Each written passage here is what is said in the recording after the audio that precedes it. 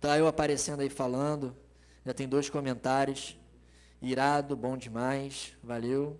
Você vai apertar. Ó, tem 13 compartilhamentos. Vamos compartilhar mais. Aperta aí. Aperta aí, aperta aí. Não. Peraí. Não vai nesse não, que está aparecendo primeiro aí. Esse é falso.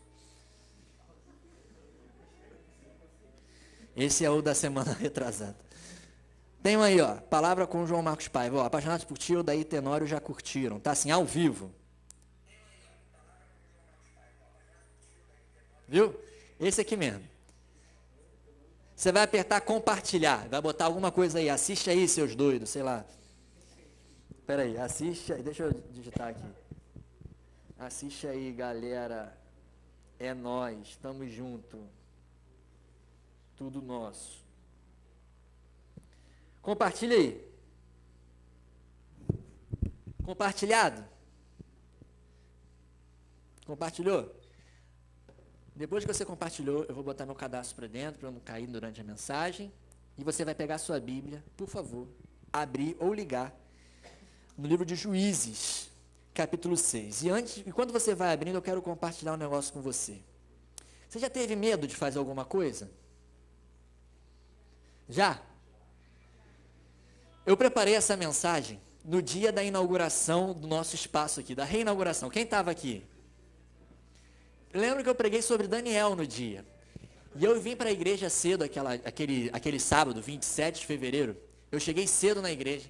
Fiquei a tarde toda preparando essa mensagem. Mas eu meditando nessa mensagem, quando eu estava lá em cima, eu fiquei morrendo de medo de pregá-la. Falei, ai meu Deus, pregar isso, agora, dessa forma. E hoje a gente estava combinando falar sobre Jesus. Eu ia pregar sobre João 4, 23, 24.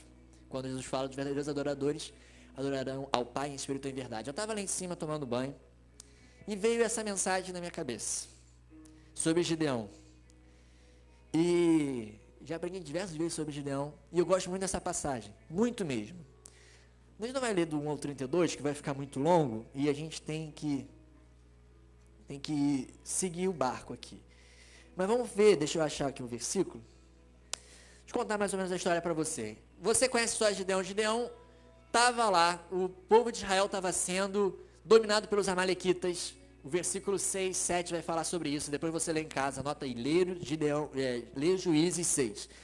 E Gideão um dia estava escondido, malhando uvas, lá, aquele negócio de fazer vinho, né? No lugar onde era para eles prensarem o trigo. Ou seja, Gideão estava improvisando, morrendo de medo dos inimigos dele. E a passagem aí fala que o povo de Israel clamou, que passava por uma grande dificuldade, e Deus mandou um raio e matou todos os seus inimigos. Amém? Não. O povo de Deus passou por dificuldades, e Deus clamou a Deus, e Deus mandou um profeta. Um profeta que Deus mandou. Aí, olha só. Diz o profeta, lá no versículo 8, assim diz o Senhor de Israel, tirei de vocês do Egito, da terra de escravidão, os livrei do poder do Egito, da mão de todos os seus opressores, expulsei eles e dei a terra a vocês. E também disse, eu sou o Senhor, o seu Deus, o seu Deus, não adorem os deuses dos amorreus em cujas terras vivem, mas vocês não deram ouvidos. O profeta falou isso. Então, versículo 11, diz aí que o anjo do Senhor veio e se sentou sobre a grande árvore de Ofra, que pertencia a Joás. Gideão, vamos imaginar que Mateus é Gideão. Ô Gideão, e eu sou o anjo do Senhor. E vamos imaginar que aqui tem uma árvore. Estava com medo. Mateus, interprete, você estava com medo. E veio o anjo. Mateus estava cheio de medo e veio o anjo. Imagina só, Gideão estava cheio de medo. E apareceu um anjo, Gideão. Então, o que Gideão iria fazer? Se fosse você com medo ali, escondido, aparecesse o anjo, o que você ia fazer? Quem ia ficar com mais medo ainda? Eu ia ficar com mais medo ainda. Morrendo de medo, covarde. E o anjo chega para Gideão e fala assim, a paz seja com você, poderoso guerreiro. O cara não entende nada. Nem eu entendo nada. É coisa de louco. O Senhor está com você. Aí Gideão fala assim, Senhor, o Senhor está comigo, conosco, por que aconteceu tudo isso? Onde estão suas maravilhas? E começa a reclamar com Deus. Fala, cadê aquilo tudo que o Senhor fez no deserto, que todo mundo conta, não sei o que lá. E agora o Senhor nos abandonou, Ele nos entregou nas mãos de Midian. Versículo 14. O Senhor voltou para ele e disse, olha, com a força que você tem, cadê a força que você tem? Mas com a força que você tem, vai libertar Israel dos amalequitas. Aí Gideão começa aquele migué, mas Deus, como eu posso libertar Israel? Meu clã é o menos importante da família de Manassés, eu sou o menor da minha família. E Deus fala para ele, eu estarei com você, cara de confiante. Você derrotará todos os midianitas, como se fossem um só homem. E Gideão prosseguiu. Se de fato posso contar com o teu favor, aí Gideão começa a falar um monte de coisa. Molhe lá no orvalho, não sei o que, provando a Deus. Então vamos pular aí para o versículo 20.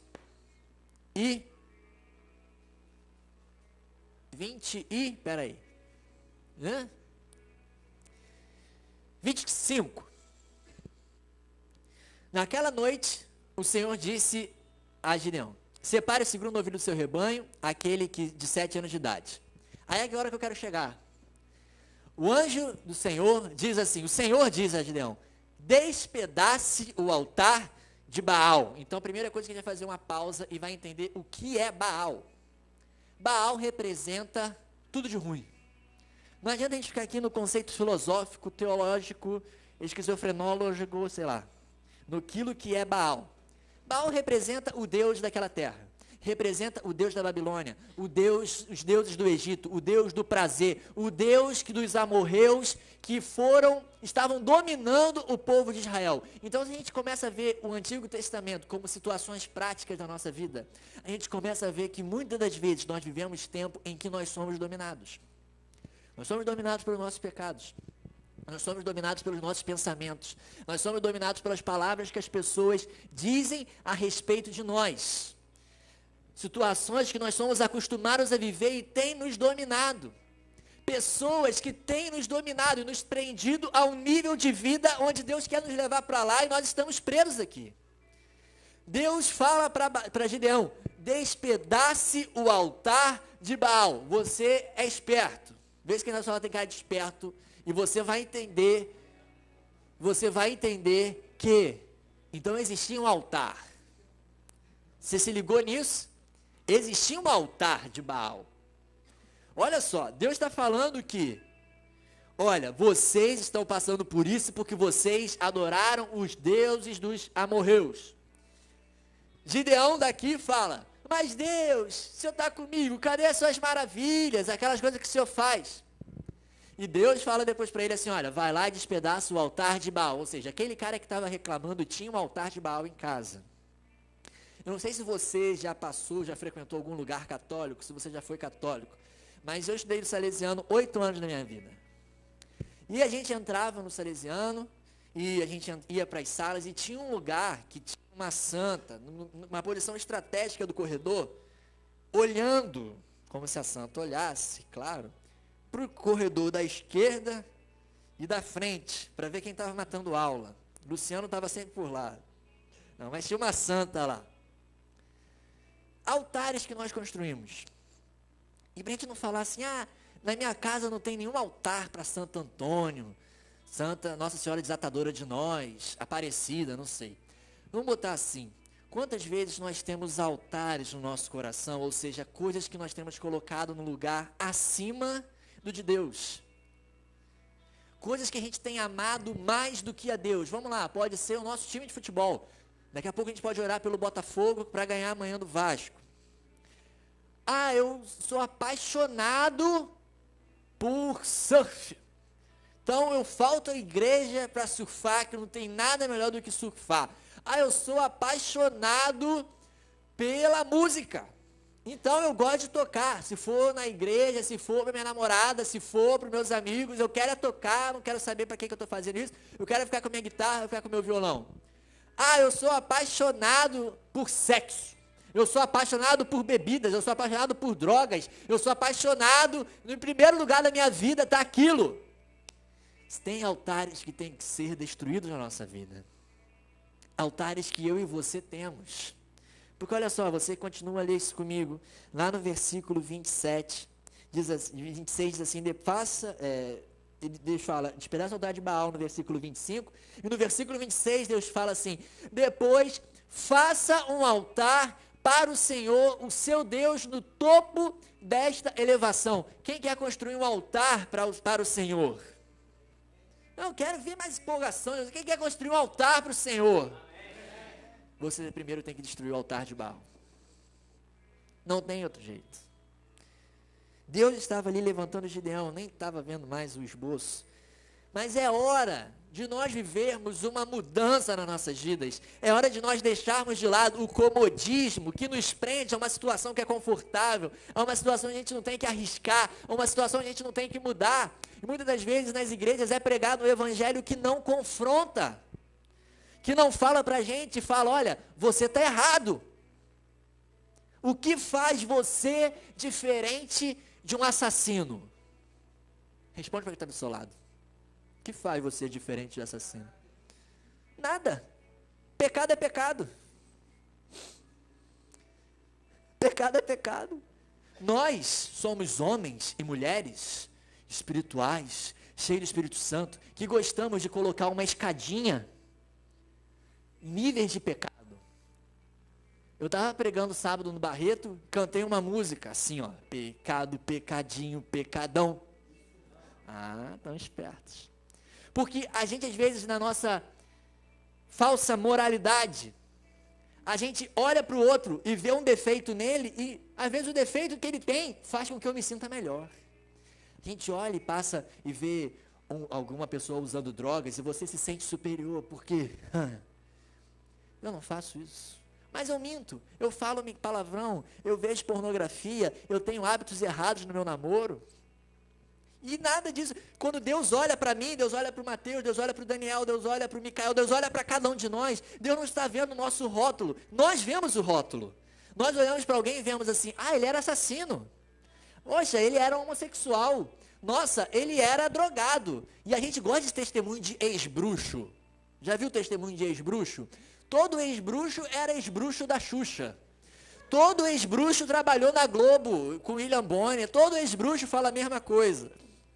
A gente gosta desses testemunhos. A gente gosta de chegar numa igreja, ver um testemunho de poder e o cara falar assim, eu sou ex aquilo outro, eu era drogado, eu era maconheiro, eu era filho de pai de santo, tinha a cabeça lá na macumba, eu era, Seixonoê, sei lá, eu jogava Zelda, não sei. Alguma coisa que o cara tem para dizer que ele era alguma coisa no passado. Às vezes, eu e você pegamos um pecado nosso, que talvez você tenha sido liberto, mas de 15 pecados que você tem, você foi liberto de um, e você já acha que Deus fez a obra na sua vida, porque uma coisa você não faz mais, porque um pecado você deixou de fazer, e você não tem cometido esses erros. A gente tem que entender que se nós quisermos construir um altar para o Senhor, quem quer construir um altar para o Senhor, levanta sua mão de novo. Você tem que destruir altares de Baal que estão na sua vida.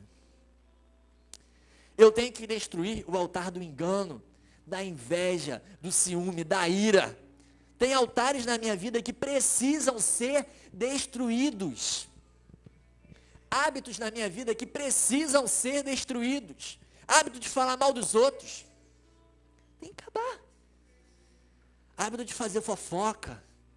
Hábitos sensuais. Tem aquele menino e aquela menina que gosta de se vestir sensual. Para todo mundo estar me querendo. Uma vez a gente ouviu aqui na igreja de uma menina um rapaz da nossa igreja que tem problemas mentais, de doença, não tomou o remédio e meio que deu em cima de uma menina da igreja, que era da nossa igreja, há muito tempo atrás.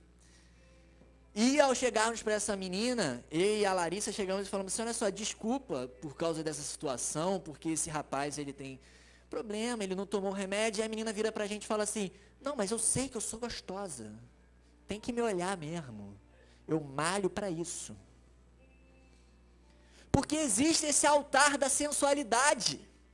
O homem, a mulher que quer se sentir desejado, quer se sentir amado de qualquer forma. Quantos meninos, meninas saem pegando geral por aí porque querem, de alguma forma, preencher um vazio no seu coração de se sentir amados. Porque não querem se guardar para um casamento santo, para um namoro santo, porque aquela rejeição de algumas outras pessoas, do seu pai, da sua mãe, o empurra para um vício. Quantos jovens entraram para o vício da pornografia porque simplesmente não tiveram o carinho de alguém? E quando eu falo carinho, não estou falando carinho só sexual, não. O carinho, o amor. Nunca se sentiram amados. Quantos jovens, porque não invejam os outros, começam a falar mal, começam a inventar mentiras. Quantos jovens, por não serem aceitos por seu pai, pela sua mãe, para chamar a atenção, acabam criando hábitos homossexuais. E quando falo de hábitos homossexuais, não é só você, o garoto, beijar um garoto, namorar um garoto, a menina namorar uma menina, não. Mas cria hábitos, começa a criar pensamentos, começa a criar jeitos. Porque altares precisam ser destruídos. E talvez sejam altares que não foi nem você que construiu. Aquele altar de Gideão, a Bíblia fala aí, Deus está falando em algum momento. Se você for ler, a gente acabou não lendo. Mas se você for ler aí Juízes 6, algum momento a Bíblia fala que o altar pertencia a Gideão? Pertencia? Não. Se você for ler, você vai ver que quem era o dono do altar? O pai. Preste atenção nisso. Eu não quero bancar o espiritualzão, mas o pastor falou isso aqui há pouco tempo atrás. Eu ouvi recentemente sobre isso. Tem altares que não foram você que construíram, mas têm que ser destruídos na sua vida. Tem altares que precisam ser destruídos. Uma vez, uma pessoa mostrou para mim um relacionamento que essa pessoa teve muito conturbado no seu namoro. Um namorado que a perseguia, que a amedrontava, que falava coisas horríveis. E esse cara tinha dado um presente. E essa pessoa estava com um cordão ali. E no momento a pessoa estava comigo e falou assim, olha só, eu tenho que me livrar disso aqui. Por quê?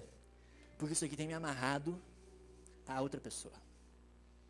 Você estava aqui no culto, quem estava no culto que meu pai contou durante o culto, o testemunho daquele quadro do Charles Chaplin.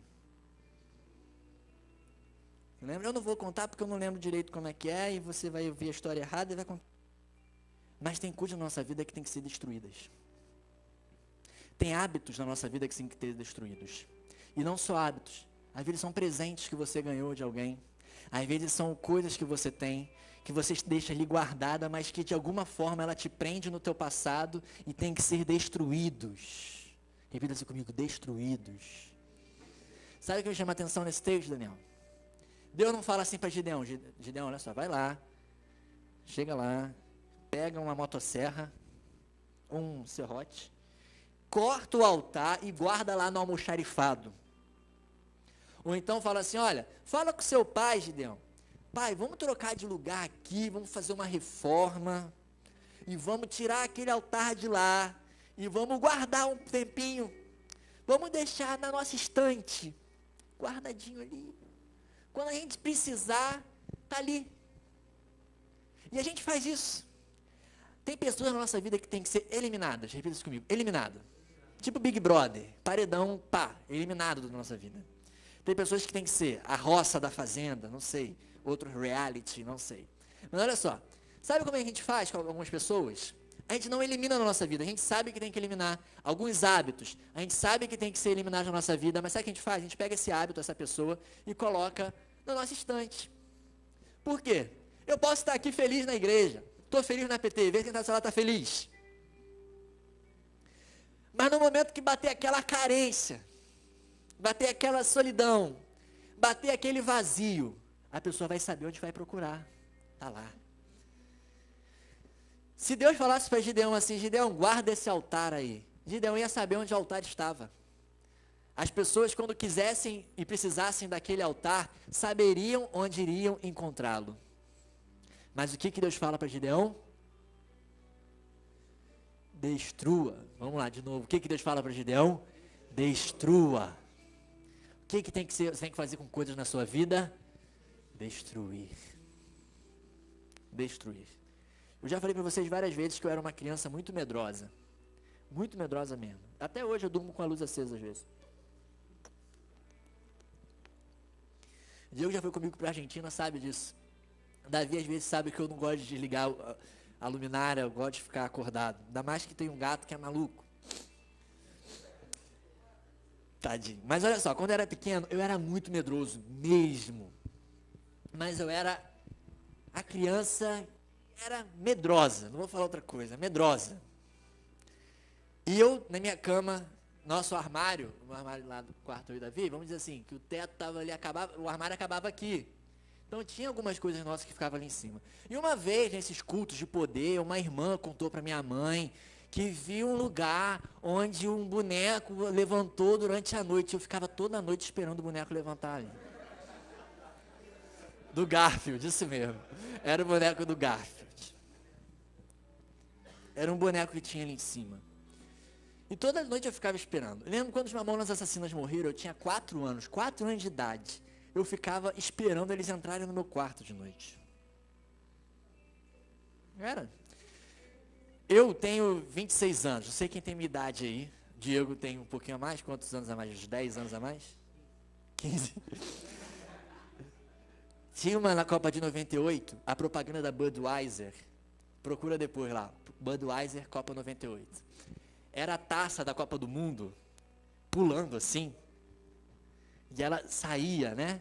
Aquele cara que fica assim, saía para beber uma Budweiser. Uau, todo mundo quer beber a Budweiser. Todo barulho que eu ouvia, eu pensava que era aquela taça. Minha avó Nedir, minha avó por parte de pai, morava numa casa, acho que só Vitinho e Luciano chegaram aí lá, tem muito tempo isso, né? É uma casa muito grande lá no Fonseca. Você não sabe como eu tinha medo de fazer qualquer coisa naquela casa. Ah, vai lá embaixo pegar, eu não vou não. Sobe lá, tá escuro, eu não vou. Até que teve um dia que eu tive que jogar coisas da minha vida fora. Medos. E eu lembro que, naquela época, eu não lembro ao certo qual é o boneco, mas eu lembro que, na época, um tempo atrás, eu até escrevi um texto sobre isso, cheguei a falar isso na PT, muito tempo atrás. No meio de uma oração, Deus falou com minha mãe assim, olha só, joga esse boneco fora. Ah, mas João gosta, e pegou o boneco e jogou fora. E levou uma paz em casa. E eu parei de ficar, medinho a gente tem às vezes, né, tô brincando. Hoje em dia eu não tenho medo de escuro não, assim. Eu só prefiro dormir com a luz acesa. Não, eu não tenho medo de escuro não. Eu já saio do quarto para beber água durante a noite já. Antes eu não saía não. Para ir no banheiro, eu ficava apertado, mas eu não ia. Mas tiveram coisas que tiveram que ser jogadas fora. Às vezes pode ser uma coisa física. Outra coisa, eu nem estou seguindo mais o esboço da mensagem, semana que vem a gente prega sobre isso então. Mas olha só, coisas na nossa vida são sentimentos. Quantas vezes você namorou alguém? Era sentimentos mesmo? Quantas vezes você namorou alguém? Às vezes a gente conversa com jovens que namoraram alguém, tiveram algum relacionamento ruim na sua vida, alguma frustração, e elas se fecham. Ficam lá fechadinhos. Ninguém me ama. Ninguém me quer. Ou então o cara também desabrocha e sai pegando geral. Mas normalmente o cara fica ali, não se abre para ninguém. Às vezes a menina fala assim, Deus, manda um varão para minha vida. Quando as meninas oram aí, Deus manda um vaso para minha vida. Um vaso. Cheio de unção, um cavalo branco. Cheio de unção. E Deus está ali do outro lado falando. Porque às vezes aconteceu alguma coisa na vida dessa pessoa que ela se fechou. Algum menino, um rapaz, uma moça que se fechou, aconteceu alguma coisa tão ruim na sua vida que ela se fecha. Um relacionamento de amizade.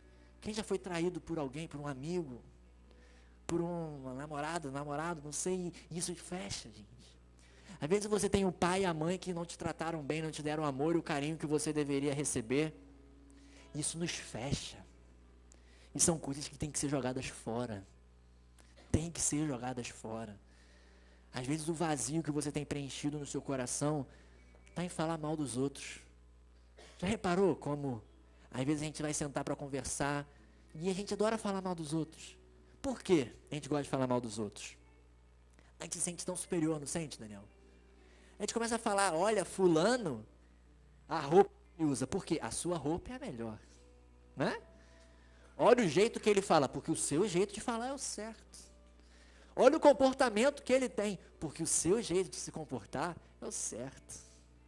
E a gente às vezes faz isso porque a gente se sente tão inferior em alguma parte da nossa vida que a nossa única forma de se sentir bem é falar mal dos outros. É falar dos outros, falar que os outros não prestam, falar um monte de coisa. A gente enumera uma lista de defeitos do nosso líder, do nosso amigo, do nosso pastor. Mas se um dia o nosso líder, o nosso amigo, o nosso pastor falar um defeito nosso, quem vai ficar muito chateado? Ninguém vai ficar, né? Tudo cara de pau aí. Eu vou ficar, Davi vai ficar, eu vou ficar muito chateado, Mateus vai ficar, Daniel vai ficar. A gente gosta de falar dos outros, Daniel. A gente fala que é uma maravilha, mas na hora que falam com a gente, você já fala logo, eu não tenho sangue de barata. Outra coisa, e eu já saí da mensagem, então, a gente tem um costume muito feio. Eu briguei com o Diego. O Diego é do demônio. Deus, perdoe seu filho que está sendo usado pelo mal. Não, as coisas acontecem. Sabe quem brigou na igreja primitiva? Se você for ler o livro de Atos, é que você não lê a sua Bíblia. Talvez seja isso. Mas sabe quem já brigou? Foi arranca-rabo feio. Pedro e Paulo. Você sabia disso? Pergunta pra você, você sabia?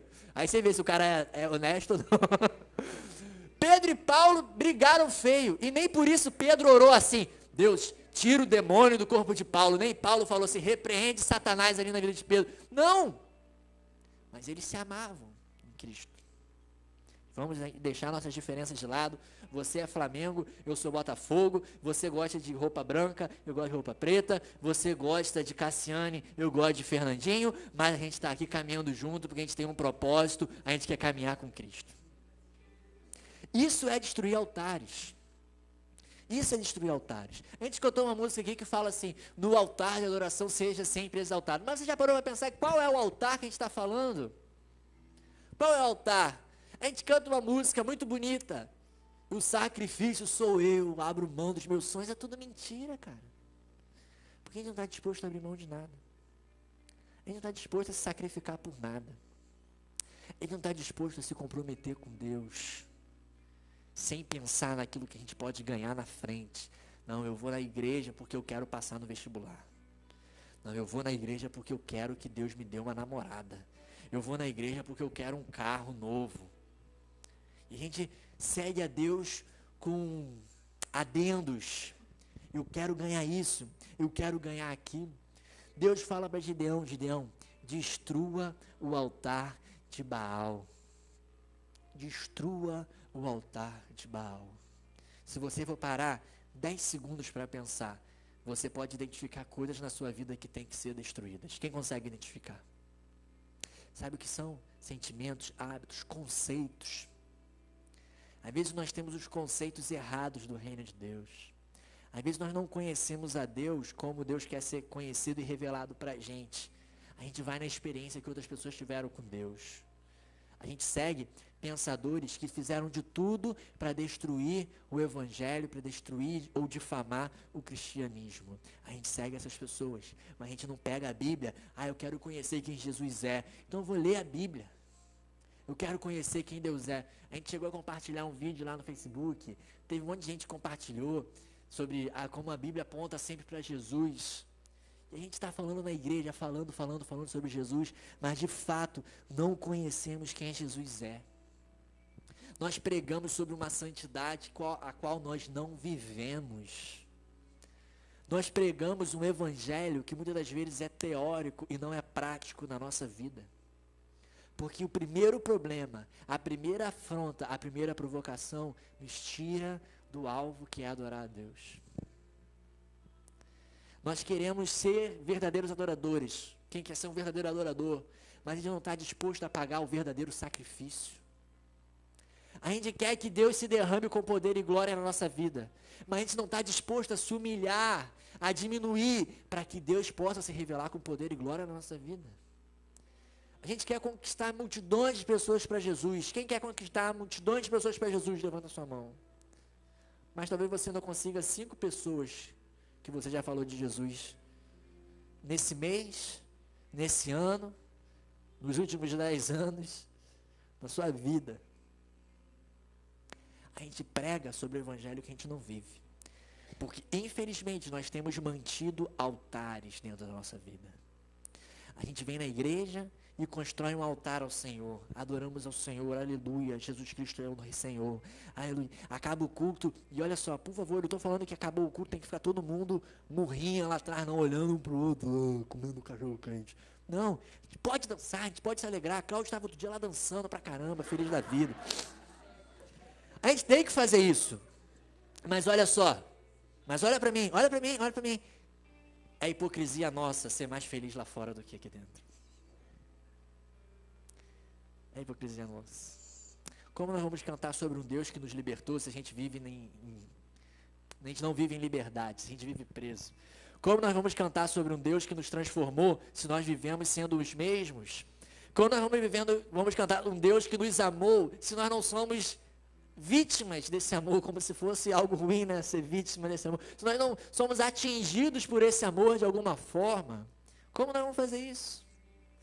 Como nós vamos querer que a palavra de Deus saia com poder na nossa vida, se ela nem habita, se você não lê a sua Bíblia durante a semana?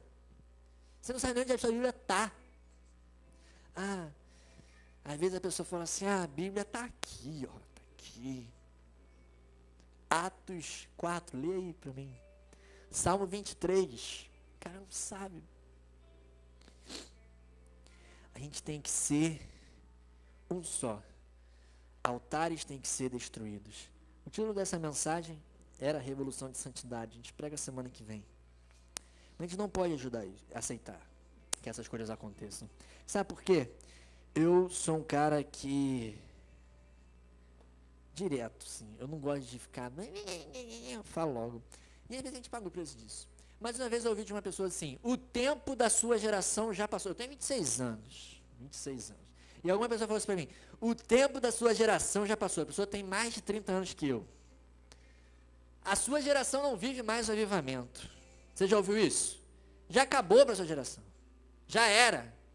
E naquele momento eu falei assim, eu não aceito isso na minha vida e na minha geração. Porque se você ama Deus, se você ama o propósito que Deus tem para a sua vida, você tem que saber que o propósito de Deus da sua vida não é você pegar um microfone e cantar aqui todo sábado, você pegar uma guitarra e tocar todo sábado, todo domingo. É você impactar o mundo com a palavra de Deus que vai habitar dentro de você.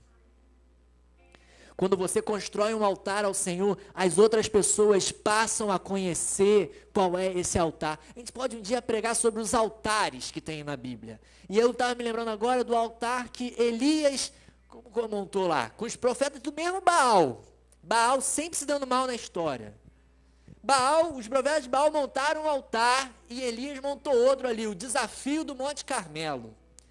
Elias sozinho contra 40 profetas de Baal. Você achava que Elias era canela de fogo? Estavam os 40 profetas de Baal lá gritando, Baal, vem aqui, consome, bando fogo aí, ó, não sei o quê. E Elias, ao invés de orar, estava assim, seus bandos de otário, grita mais alto, porque ele deve estar dormindo. E lá a câmera volta para os profetas de Baal. O profeta de Baal, acorda, acorda! E Elias lá, seus trouxa, grita mais alto que ele está dormindo. E de novo, os profetas de Baal lá, acorda, Baal! Aí Elias faz uma oração mais ou menos assim, Senhor, para que todo mundo saiba que o Senhor é Deus. Desce fogo. E desceu fogo e consumiu o holocausto. Para a gente terminar, um altar tem que existir nas nossas vidas. Amém? Fala que está do seu lado, o altar tem que existir nas nossas vidas. Você concorda que tem que existir um altar na sua vida? Então você sabe que você tem que destruir altares de Baal que tem na sua vida. Você sabe disso? Você tem que construir um altar ao Senhor. E a primeira coisa para que esse altar seja agradável a Deus é que o fogo de Deus venha e consuma tudo. Vai usar tudo. Sabe por quê? Deus não é um Deus matemático, Daniel. Deus não é um Deus assim. Daniel, quanto é que você quer? Você já assistiu o Sócio? Já assistiu o Sócio? É um programa maneiro. Só Davi assistiu porque ele assiste comigo, eu assisto com ele. Mas o sócio, ele vai na empresa e fala assim, a empresa está falindo, e ele fala assim, olha, sua empresa, então eu vou dar aqui, ó, 500 mil e eu sou 51% dono da sua empresa. Deus não é um sócio. Deus não é um sócio nosso que chega assim para mim ou para o Daniel e fala assim: Daniel, você quer viver para Deus, Daniel? Quer? Então, olha só, a partir de hoje, eu vou te dar um carro e uma namorada. Eu vou te dar uma bênção aí. E agora eu sou 51% dono da sua vida. Amém? Contrato fechado? Deus não é um Deus sócio. Deus é um Deus que fala assim: você quer entregar a sua vida? Quer? Tá decidido, cara? Quer? Então tá. O maior benefício que você vai ter vai ser a minha presença. E eu vou ser 100% dono da sua vida. 100%.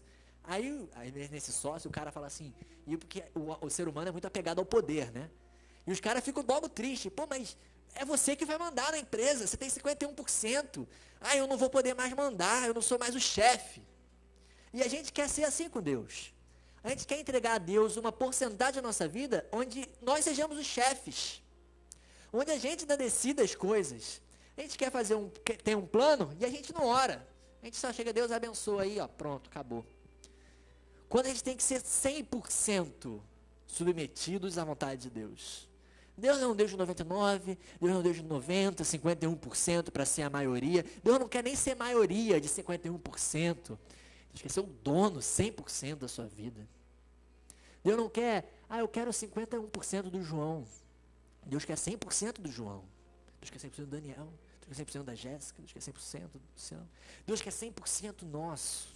E talvez hoje você possa identificar altares na sua vida. Altares que não têm deixado você ser 100% de Deus.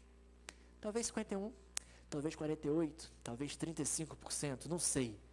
Mas que tem coisas que têm roubado aquele espaço a Deus todo.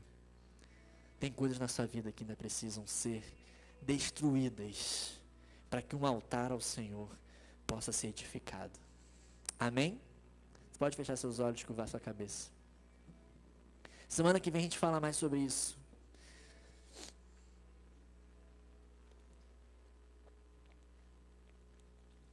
Mas uma coisa que eu vou pedir a você a partir de hoje, e uma coisa que Deus tem falado muito comigo é assim: João, prefira 10 comprometidos do que 100 presentes no culto. Prefira 5 que queiram mudar o mundo do que 100 que querem fazer um evento maneiro, uma programação maneira. E eu convido você a criar uma expectativa pelo que Deus vai fazer nos próximos dias, nos próximos meses, nos próximos anos, na sua vida. Talvez hoje você se encontre igual o Gideão, escondido, improvisado, morrendo de medo, enquanto Deus vê um guerreiro valente na sua vida. Enquanto Deus vê valor em você.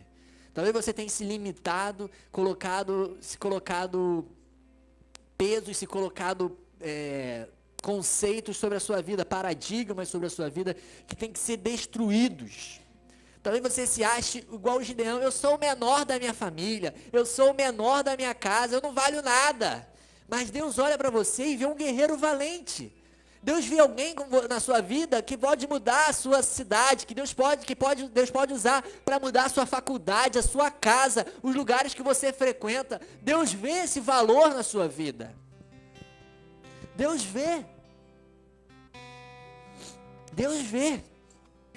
E nessa noite, de uma forma especial, e Deus tem me falado muito sobre essas coisas, e eu confesso a você que às vezes é muito difícil, porque nós somos humanos e às vezes os nossos olhos são humanos. A gente quer o número, a gente quer o resultado, a gente quer as coisas imediatas. E Deus tem falado muito comigo sobre isso. Paciência, o processo é meu, não é seu. Quem trabalha sou eu, não é você. E nessa noite, de uma forma especial, eu quero orar com aqueles jovens que nessa noite aceitam o chamado de Deus e dizer assim: Senhor, eu sou um guerreiro valente. Eu sou um guerreiro valente que quer ir para a guerra, porque ficar em casa não é o meu lugar. A essas pessoas eu vou pedir que você se coloque de pé e você vem aqui à frente. Eu, Diego e Priscila, queremos orar com você. Jovens que nessa noite diz: olha, eu quero assumir diante de Deus, eu sou um guerreiro e Deus pode contar comigo para fazer a sua obra em todos os momentos. a todos os momentos, seja na igreja, seja na rua, seja na faculdade. Essa é a noite de você assumir um compromisso diante de Deus e dizer assim, ó, conta comigo, Senhor. Conta comigo, Senhor. Eu quero ser